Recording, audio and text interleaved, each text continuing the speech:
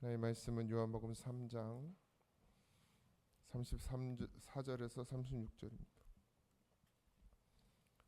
요한복음 3장 34절에서 36절입니다.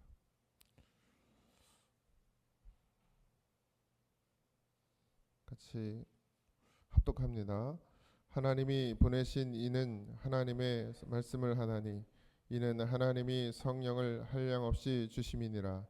아버지께서 아들을 사랑하사 만물을 다 그의 손에 주셨으니 아들을 믿는 자에게는 영생이 있고 아들에게 순종하지 아니하는 자는 영생을 보지 못하고 도리어 하나님의 진노가 그 위에 머물러 있느니라. 아멘. 어쨌든 죄송합니다. 예수님께서 하나님의 말씀을 전하십니다. 그러니까 예수님의 물론 예수님이 말씀이에요. 말씀이 육신이 돼서 이 땅 가운데 오셨죠. 그런데 육신을 입고 이 땅 가운데 오셨어요. 예수님도. 그러니까 예수님이 늘 그렇게 가끔 그렇게 말씀하셔. 내 뜻이 아니고 아버지의 뜻대로 한다. 그러니까 전하는 것도 말씀이신데 그 말씀이 육신이 돼서 이 땅에 육신을 입고 이 땅에 오니까 내가 하는 말이 아니라 하나님께서 하시는 말씀, 또 따로 이렇게 얘기하면 성령이 내 안에서 이끄시는 말씀을 말한다 이렇게 얘기하는 거예요. 그러니까 여러분 아무리 영적이어도 내 말은 없어요. 내 말이 아니어야 합니다. 반드시 하나님의 말씀이어야 돼요. 근데 이게 쉽지 않잖아요. 그렇게 되기가. 목사님들도 뭐 매일 새벽 예배 드리고 수요 예배에 주일 설교에 이게 하나님 말씀만 한다는 게 이게 사실 말이 안 되죠. 그렇다고 성령이 인도하시는 대로 주시면 하고 안 주시면 안 하면 또 성도들이 주일날 오늘은 성령이 말씀을 안 해서 설교 안 합니다 이러면 예 이러고 가만 두겠어요? 다 내쫓지. 설교 잘하는 목사님 데리고 오겠지. 이게 현실적으로 사실 맞지 않지만 어쨌든 가능한 한 자기 말이 아니라 하나님의 말씀을 선포할 수 있기를 늘 기도하죠. 그래서 예수님도 자기 말이 아니라 육신을 입고 이 땅 가운데 오셨을 때는 하나님의 말씀, 그러니까 하나님이 내게 주시는 것들로 했다라는 거예요.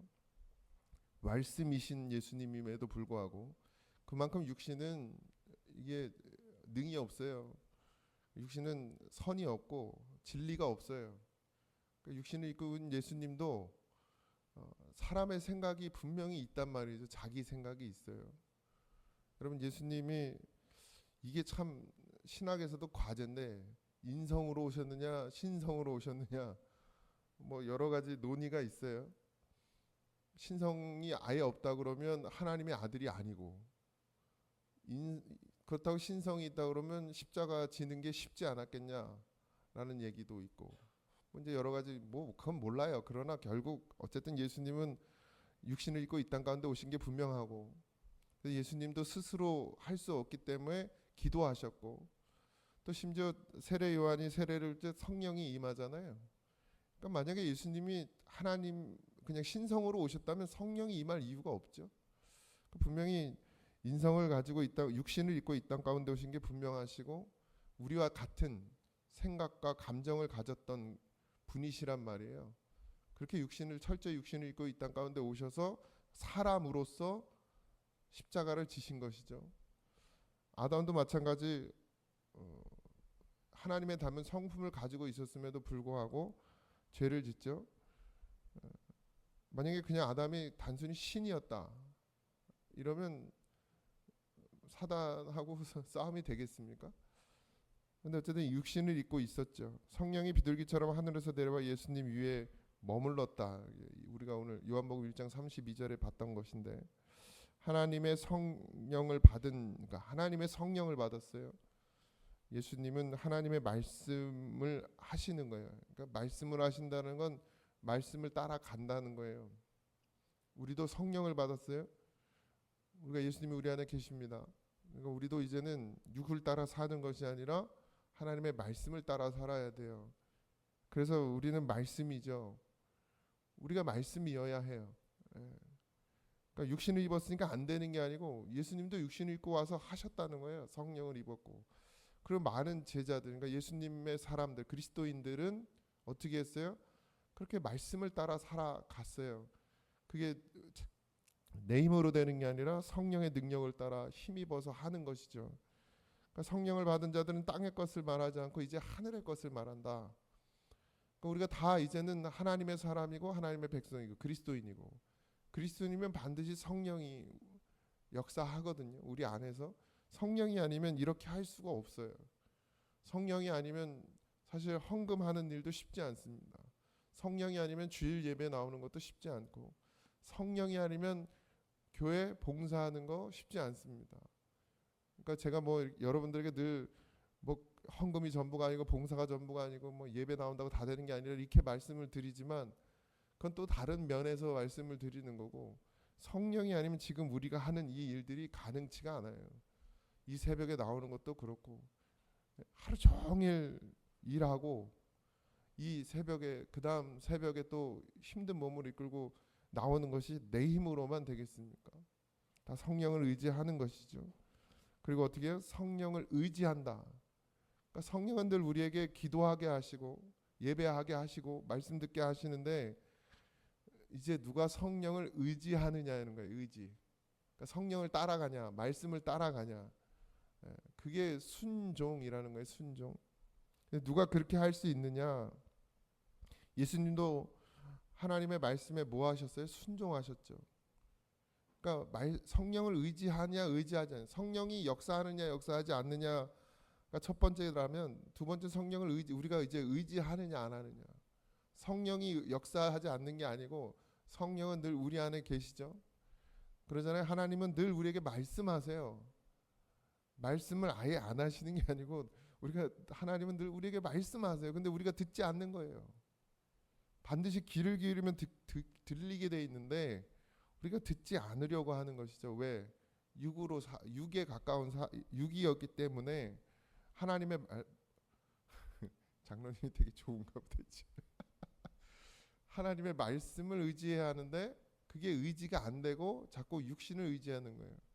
그러니까 육신을 의지하니까 육신을 보는 것이 더 빠르고 육신의 소리 듣는 게 더 빨라요. 근데 하나님은 늘 우리에게 말씀하시는 거예요. 근데 듣질 않나, 우리가 육이 빠르기 때문에.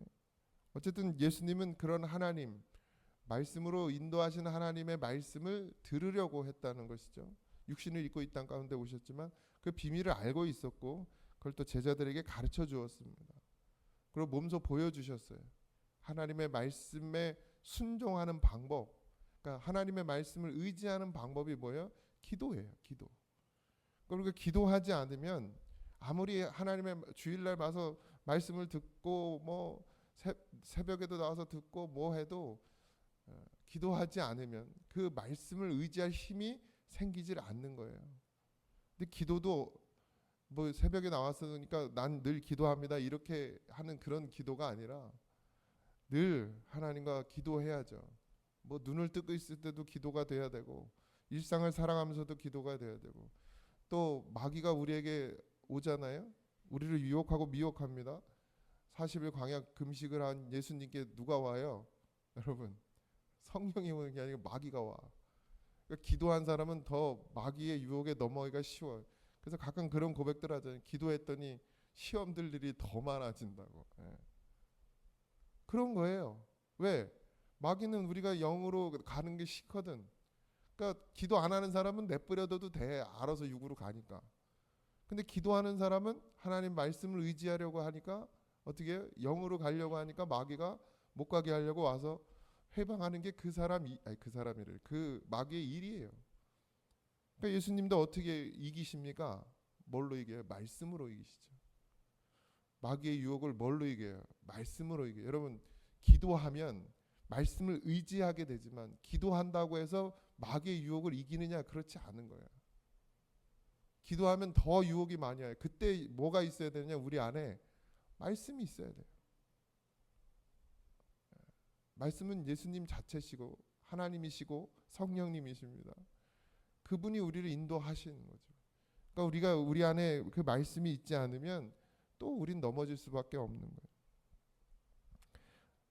하나님 아버지는 아들을 사랑하셨죠. 그래서 모든 것을 맡기셨어요. 오늘 35절에 그렇게 말씀하십니다. 아버지께서는 아들을 사랑하사 만물을 다 그 손에 주셨으니 이렇게 되어 있죠. 어디에도 나오죠? 아담 창세기에도 나와요. 창세기 1장 28절에도 하나님이 그들에게 복을 주시며, 여기 그들은 아담과 하와죠. 하나님이 그들에게 이르시되 생육하고 번성하여 땅에 충만하라, 땅을 정복하라, 바다의 물고기와 하늘의 새와 땅에 움직이는 모든 생물을 다스리라 하시니라. 다 주셨어요. 그런데 예수님께도 다 허락하셨다 이렇게 되어 있죠. 또 오늘 우리에게도 주셨죠. 믿음을 가진 사람들에겐 모든 것이 다 하나님의 것이니까요. 우리가 하나님의 자녀가 되면 다 그게 우리의 것이 되는 것이죠. 아들을 믿는 자는 영생을 누리고 아들에게 순종하지 않는 자는 진노를 받는다. 그러니까 믿는 것과 순종하는 건 같은 거예요, 여러분. 내가 예수님을 믿는다, 이 말은 결국 예수님께 순종한다, 하나님 말씀에 순종한다, 이 같은 말이에요. 그러니까 아들을 믿는 자에게는 영생이 있고, 아들에게 순종하지 않으려는 자는 어떻게 해요? 영생을 보지 못하고 도리어 하나님의 진노가 그 위에 머문다. 이미 예수님을 믿지 않는 자들에겐 이미 진노가 임한 상태죠. 우리는 어떻게 됐어요? 예수님을 통해서 거기서 건짐을 받았어요. 그러니 다시 글로 돌아가면 안 되는 거죠. 그래서 뭐가 필요한가요? 믿음, 순종이 필요합니다. 하나님의 말씀을 잘 들으시고 그 말씀을 잘 분별할 수 있는 성령의 지혜가 여러분들 가운데 있길 소망하고, 그걸 구하시면 돼요. 그럼 분별이 되죠. 그러면 내가 가야 될 길과 가야 되지 않아야 될 발을 알게 되는 것이에요. 아들을 믿는 길과 아들을 믿지 않는 길이 보여진단 말이에요. 그래서 우리가 어떻게 해요? 아들을 믿는 길로, 순종하는 길로 가게 되는 것, 이게 성령의 지혜입니다. 다른 거 뭐 없어요.